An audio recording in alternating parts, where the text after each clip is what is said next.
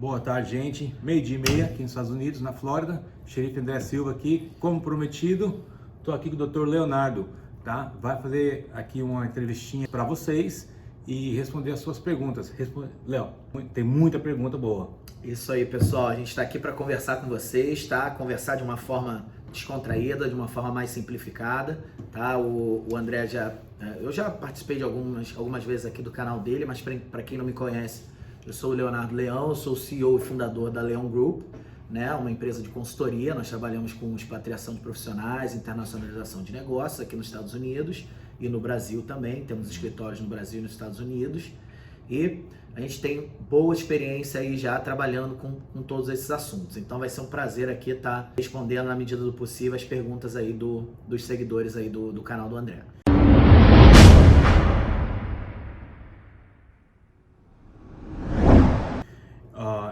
Foram muitas perguntas, não ia dar tempo de fazer tudo hoje. Então, bom que vai ter mais Léo depois, respondendo mais perguntas para vocês. A gente escolheu aqui 4 páginas de perguntas, gente. A gente vai fazer essas perguntas aqui hoje. Semana que vem, Léo, você topa fazer mais? Com certeza. Beleza, vamos continuar fazendo isso aqui para vocês. E a nossa missão é essa, pessoal. A gente tem uma missão aqui que é desmistificar essa questão, esse assunto imigração. As pessoas falam de imigração de uma forma muito pesada, tudo é muita lenda gira em torno desse assunto imigração. Então, muita abobrinha, né, Léo? Muita abobrinha. Muita abobrinha. E a nossa ideia é falar de forma direta, simplificada, de fácil entendimento aí para vocês. E uma combinação, xerife, trabalho com a lei e doutor aqui, ó, não tem informação errada aqui não. A gente vai dar para você o que você tem que saber e a verdade. Não vamos encher linguiça, não vamos falar nada que não é verdade, beleza? Então lá, primeira pergunta, hein? Vou começar aqui logo com uma boa. O Idaron mandou a pergunta: André, qual o valor mínimo de investimento para conseguir um visto de investidor ou trabalho? Essa pergunta ela é muito aberta, né, pessoal? O valor mínimo de investimento, nós temos diversos, eu sempre falo em todas as conversas que eu tenho, eu sempre falo, existem 187 tipos de vistos diferentes, tá? Para você ir para os Estados Unidos, para vocês terem uma ideia. É muito. Então, você perguntar qual é o investimento mínimo para conseguir um visto de investidor, depende, tá? Mas hoje, vamos falar de valores para não ficar uma resposta muito aberta. Você, hoje, com algo em torno de $100 mil, você consegue um visto de investidor E2, por exemplo, que é para aqueles países, cidadãos daqueles países que têm tratado de comércio com os Estados Unidos, tá?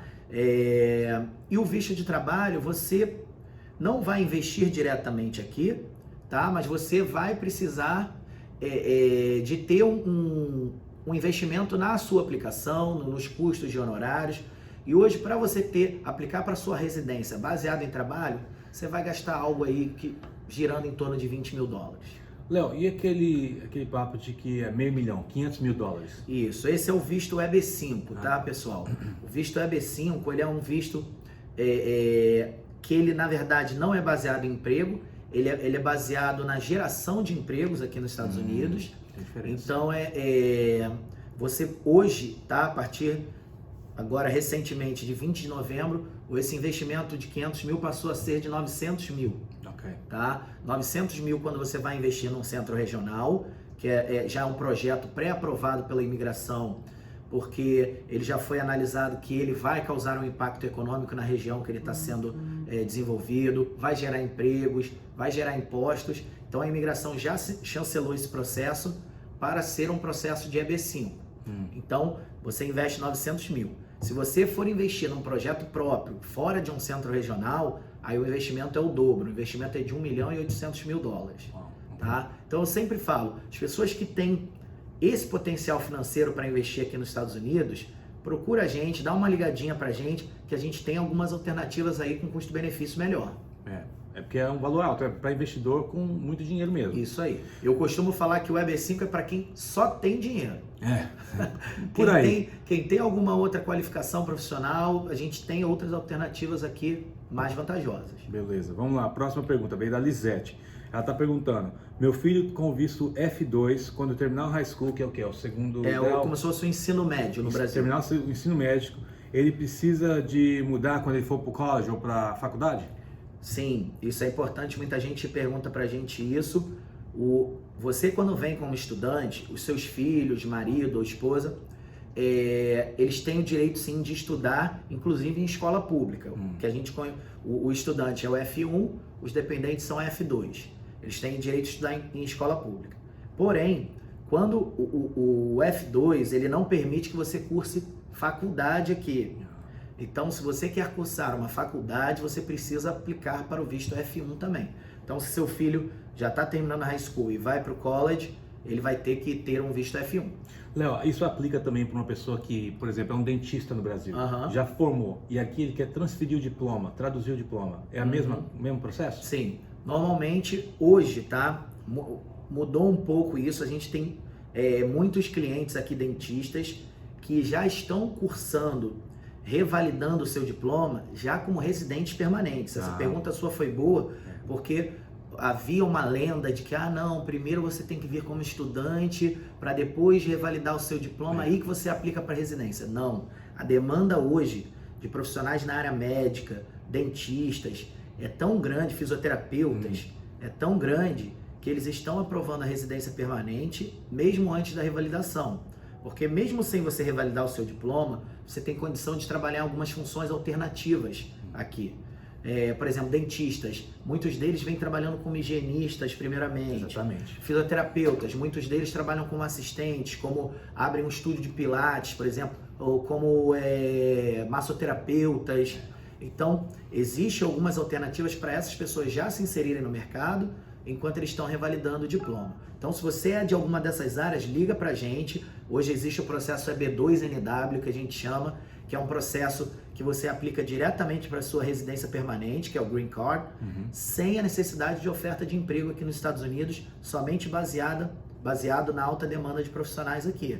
Então, se você é de alguma dessas áreas, dá uma ligadinha para a gente que a gente te explica melhor. Muito importante isso aí, muita gente não sabia disso aí. Vamos lá, Darinha está perguntando, consigo alguma documentação aqui nos Estados Unidos, sendo que meu filho é autista nível alto? Isso vai depender de muita coisa, tá? Se o seu filho é americano, eu não sei. Se ele é americano, pode haver sim, no caso de um processo imigratório já em nível de corte, em nível judicial, há a possibilidade do juiz de imigração. Lembrando, existe uma separação, não é mais no âmbito do USCIS, do âmbito administrativo. Isso você só consegue com uma sentença de um juiz de imigração te dando a residência permanente pelo fato do seu filho, cidadão americano, não poder se sustentar aqui de forma sozinha. Ele é extremamente dependente da sua ajuda, tá? Mas se for um caso, o seu filho é brasileiro, vocês estão aqui, ele é um autista, não te gera benefício imigratório nenhum, tá? Então a resposta ao pé da letra seria, o fato dele ser autista não gera nenhum benefício imigratório imediato, porém há uma chance em nível de corte de imigração de você obter a residência permanente caso o juiz entenda que ele não pode de forma alguma viver sem a sua presença aqui. Ótimo, então vamos lá, próxima pergunta, Leonel Silva perguntando, dicas para aumentarem as chances do visto aprovado, especialmente para turistas? Pessoal, eu sempre falo isso, visto, aprovação de visto depende de você contar a história de acordo com a sua intenção. Eu sempre falo, os vistos aqui, a lei migratória, ela é toda baseada na intenção do aplicante. Se você tem intenção de vir como turista, você tem que comprovar o quê? Qual é a imigração ela é baseada em dois grandes grupos de visto. Existem os vistos de não imigrante e os vistos de imigrante. Certo. O que separa os dois? Eles não se comunicam nunca. O que separa esses dois grupos de visto? A sua intenção. Nos vistos de não imigrante, a sua intenção é passar um período temporário aqui nos Estados Unidos e voltar para o seu país de origem, seja para fazer turismo, para estudar, para trabalhar de forma temporária. E o dos vistos de imigrante, a grande diferença é que você declara a sua intenção de morar definitivamente aqui nos Estados Unidos. Então, se você está aplicando para um visto de não imigrante, que é o visto de turista, como que você aumenta as suas chances de aprovação? Deixando claro que você tem vínculos com o seu país de origem, que você tem algum laço com o seu país que te faça ter a necessidade de voltar para o Brasil, Outra coisa, você mostrar que tem condição de arcar com os custos do seu período temporário aqui nos Estados Unidos, para o caso dos vistos que não permitem trabalho, sem precisar trabalhar, sem precisar violar o seu status imigratório. Então, o principal é isso, é o binômio vínculos com o seu país de origem, aliado à capacidade financeira para se custear aqui sem necessidade de violar o seu status. Então vai ter que provar para a galera lá da embaixada, né? Isso, você precisa aí documentos, dando exemplo de documentos. Você precisa mostrar que você tem um trabalho fixo no Brasil, que você tem familiares no Brasil, que você cursa uma faculdade no Brasil, isso tudo são vínculos com o seu país, que você tem um financiamento no Brasil, que você tem imóveis no Brasil, tá? Isso são vínculos com o país. E capacidade financeira, logicamente, baseada em extratos bancários ou investimentos que você tenha, mostrando disponibilidade financeira para não precisar trabalhar aqui nos Estados Unidos durante esse período. Ótimo. Vamos lá, próxima pergunta. Carla Renata está perguntando: por que o visto de estudante não vale para dependente com união estável? Essa pergunta também é retórica. A união estável, pessoal, não é um documento válido aqui nos Estados Unidos. Esse Instituto da União Estável não existe perante a lei americana. Então, eles não têm como incluir o companheiro, né, como dependente se eles não conhecem esse documento. É um documento que não é válido para a lei americana. Tá? Então, se você quer incluir o seu companheiro como dependente em alguma aplicação, em algum pleito imigratório ou alguma aplicação para visto temporário, sim, precisa sim ser casado oficialmente. Entendi. Vamos lá, próxima pergunta. Vou fazer 3 perguntas aqui que são meio que a mesma, tá? O André, a Carminha e a Daiane perguntaram. O André perguntou: com cidadania europeia é mais fácil? A Carminha pergunta: com cidadania irlandesa é mais fácil? E a Daiane pergunta: com cidadania italiana é mais fácil? Legal, essas perguntas realmente elas são interligadas porque elas todas, para você obter a residência permanente, pessoal, não, a cidadania europeia ela não te traz benefício migratório algum. Porém, para você obter um visto de investimento, como a gente falou até no início do nosso bate-papo, o visto E2, tá? Ele é para países que têm, cidadãos de países que têm tratado de comércio com os Estados Unidos. Então, Irlanda, Itália, Espanha, diversos países europeus, lembrando, sempre brasileiro sempre vai perguntar, e o português? Infelizmente, Portugal ainda não tem um tratado com os Estados Unidos, tá? Há alguns boatos de que está próximo de acontecer, porém, o cidadão português ainda não tem esse benefício. Esses cidadãos dos outros países, inclusive tem países da América do Sul, Colômbia, Paraguai, todos esses países podem aplicar para visto E2, tá?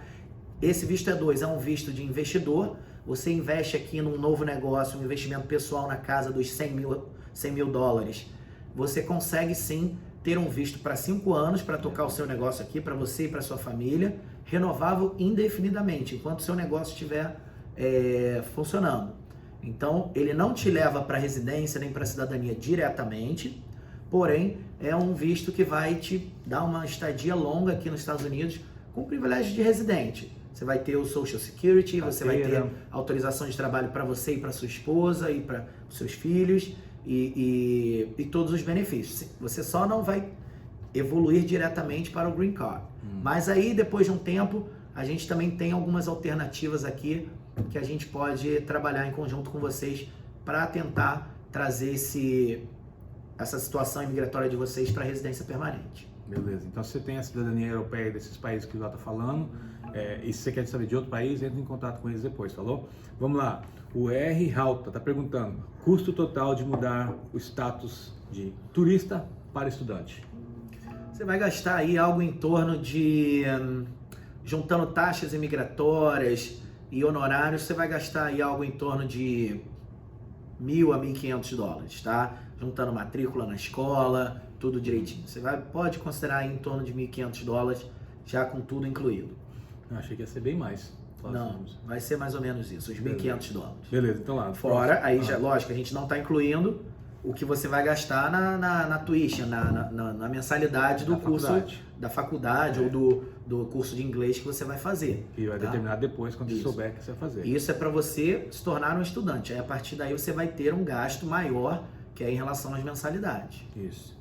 Próxima, Diogo está perguntando: se eu tiver uma namorada na Flórida e morar no Brasil, posso ficar indo e voltando para a Flórida várias vezes? Sim, não vejo problema nenhum, tá? Você vai vir como turista, inclusive, isso é uma coisa que eu sempre ressalto, tá? Mais uma lenda, um mito aí que a gente tem que botar por água abaixo. Pessoal, sempre é verdade, não omite nada do oficial de imigração.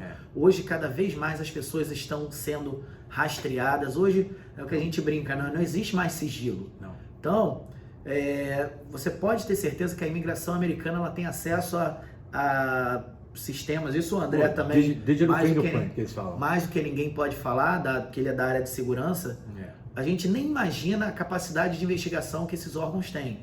Então, se você acha que vai chegar lá na frente do oficial de imigração e inventar uma historinha para ele, não vai. Ele quando ele bota o seu nome lá, seus dados, já abre tudo na tela dele.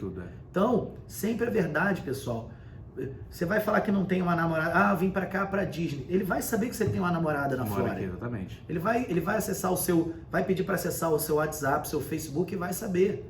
E aí o pessoal, é privado, não existe. Para órgãos de segurança não existe privado. Tá na internet não é privado, entendeu? Então, faça isso. Fala, olha, o que você está vindo fazer aqui? Estou vindo visitar a minha namorada. Eu tenho uma namorada, estou passeando, tá? Então, tranquilo, pessoal. Não, na frente do oficial de imigração, não mintam. É a única coisa que não tem volta. Exatamente. Tá? O oficial de imigração ele tem discricionariedade para aprovar o que ele quiser.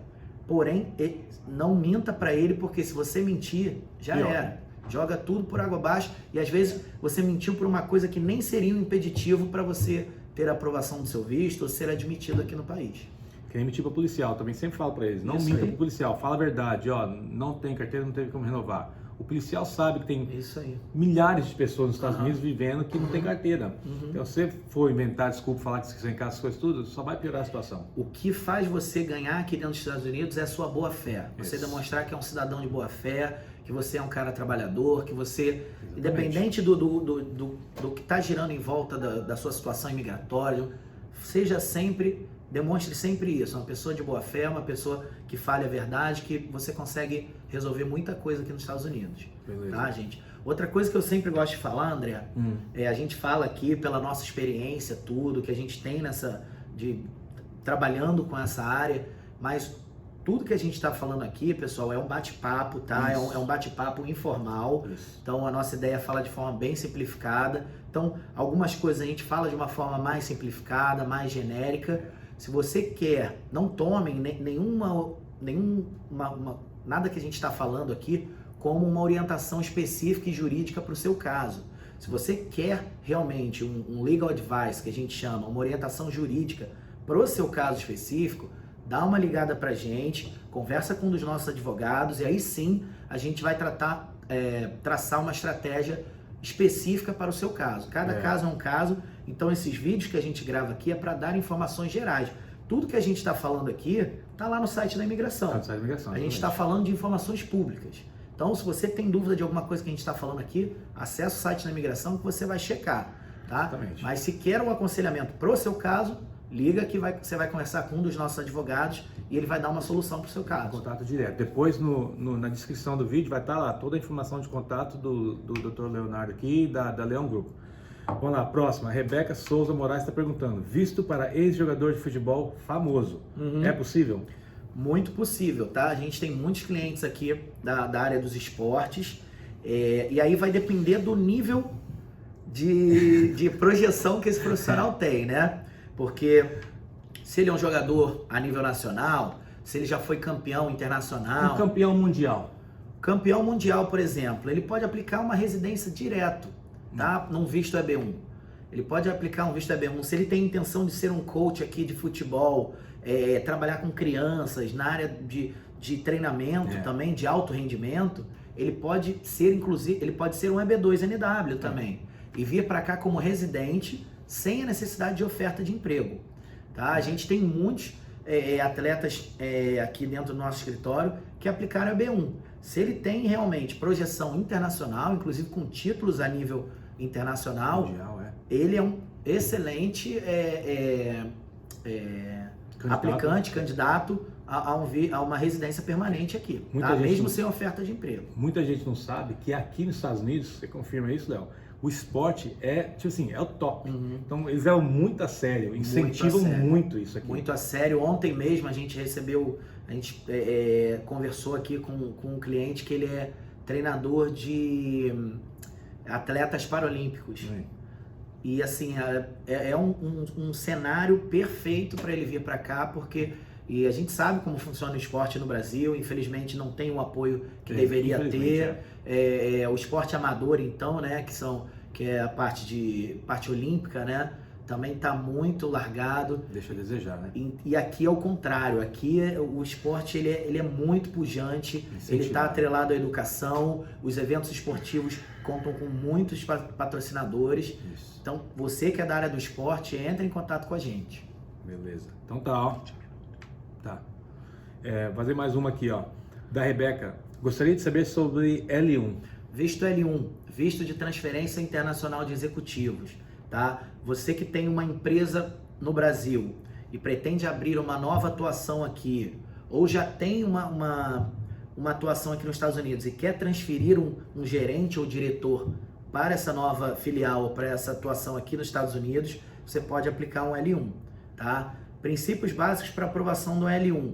Você precisa ter uma capacidade financeira interessante na empresa brasileira, porque a empresa brasileira vai ser conhecida como a parent company. É a empresa que vai custear todo esse investimento inicial aqui nos Estados Unidos ou essa nova operação aqui dentro dos Estados Unidos.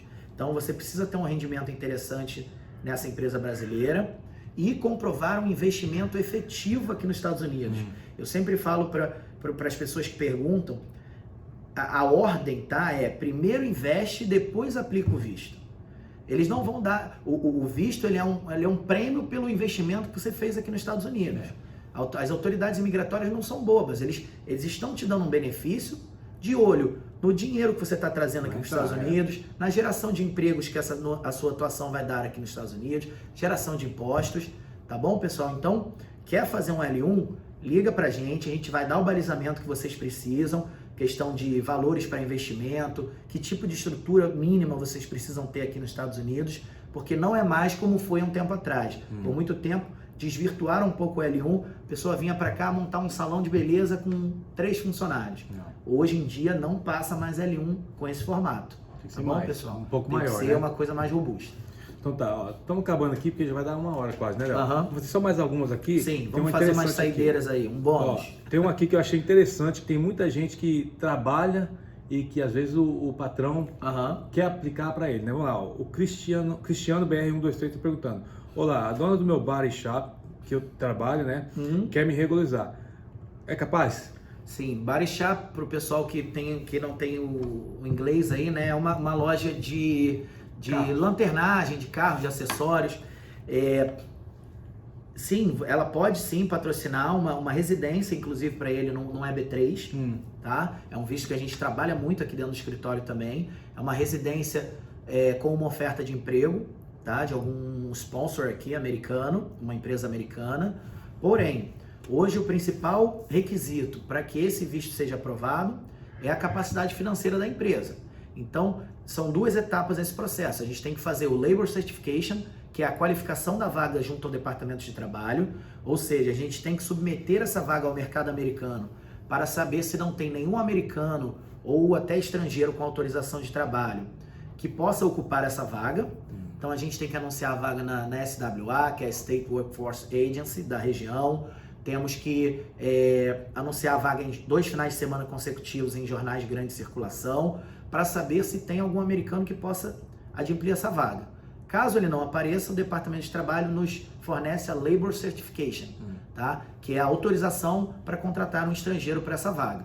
E aí a gente pega o perfil do estrangeiro que tem os requisitos para a vaga e aplica junto ao USCIS, que é a imigração americana. Então tem sim, pede para a dona da empresa, Cristiano, pede para a dona da empresa entrar em contato com a gente para a gente começar esse trabalho aí de qualificação da vaga. E aí lá no futuro, em torno de... É um processo que hoje, para você estar com um green card na sua mão, vai demorar aí em torno de 1 ano e meio, mais ou menos, tá? Léo, de cabeça assim, tem alguma empresa, algum tipo de trabalho que você saiba que não aplicaria? Não tem como o dono daquela empresa aplicar para a pessoa? Não, se a empresa ela é regularizada, Sim. ela demonstra uma capacidade financeira, e isso é muito importante, porque essa capacidade financeira se demonstra como? Através dos taxes. Tá? Então, tem que ser uma empresa que faça tudo legalizado, pagando os impostos direitinho, porque é ali que a gente vai mostrar para o Departamento de Trabalho que aquela empresa tem um faturamento suficiente para pagar o salário que o Departamento de Trabalho vai determinar. Entendi. Então, quem determina a vaga, eu não posso chegar, eu vou pagar só $10 mil ano para esse cara. Não. O Departamento de Trabalho vai falar quais são as atribuições da vaga, qual é o job title, né, o título da vaga. Baseado nisso aqui, baseado no mercado americano, você tem que pagar 40 mil ano para esse profissional. Entendi. Então, se a empresa fatura 50 mil ano, ela não tem como. capacidade para inserir um gasto mais de 40 mil ano. Tá? Então, por isso que é importante você consultar um profissional experiente na área, para que você não gaste dinheiro à toa. Porque muita gente chega aqui pra gente com um processo negado, ou lá já no meio do processo, perdeu já aí 1 ano para tirar essa dúvida. Eu falo, agora já era, a gente vai ter que voltar o processo lá do início para poder fazer. Ou até mesmo, olha, essa empresa não tem condição de ser sua sponsor. Então, essas análises têm que ser feitas todas inicialmente, com um profissional experiente. Beleza, ótimo. E a última, que essa aqui eu achei legal porque tem muito brasileiro que tem filho aqui, entendeu? Vamos lá, para quem está aqui sem status, mas o filho nasceu aqui, qual o processo de legalização? Pessoal, o filho americano só consegue aplicar para o pai quando ele te completar 21 anos de idade, quando completar a maioridade, tá? Então ele só vai ter o direito de peticionamento imigratório depois que ele completar a maioridade. Então, até os 21 anos dele, você não tem benefício nenhum imigratório, tá? Então muita gente, vou ter um filho americano, vai facilitar as coisas para mim. Não. Filho americano, ele nasce cidadão, mas você não tem benefício nenhum imigratório até ele completar 21 anos. Beleza. Então tá, gente, olha só. Não deu para responder tudo. O vídeo ia ficar muito bem. Mas, como eu falei, a gente vai fazer outros vídeos toda semana com mais informações para vocês. Como vocês viram, o cara entende, né? O Dr. Léo sabe o que está falando. Qualquer pergunta mais ou consultoria, entre em contato, né, Léo? Isso, segue a gente lá também no Instagram nosso, que é o @leongroup. Isso. Tá? E a gente está sempre fazendo stories, gravando vídeos e falando desse jeito, tá? A gente quer ser o mais acessível possível, a gente quer falar da forma mais descomplicada possível. Então, esse é o perfil da nossa consultoria. A gente está sempre à disposição e sempre respondendo sem mimimi, sem valorizar demais as coisas. Então, entre em contato com a gente, pode ligar pelo WhatsApp, a gente vai estar sempre disponível aí para conversar com vocês. Obrigado, inscreve no canal, ative as notificações, tamo junto, força e honra! Força e honra, pessoal!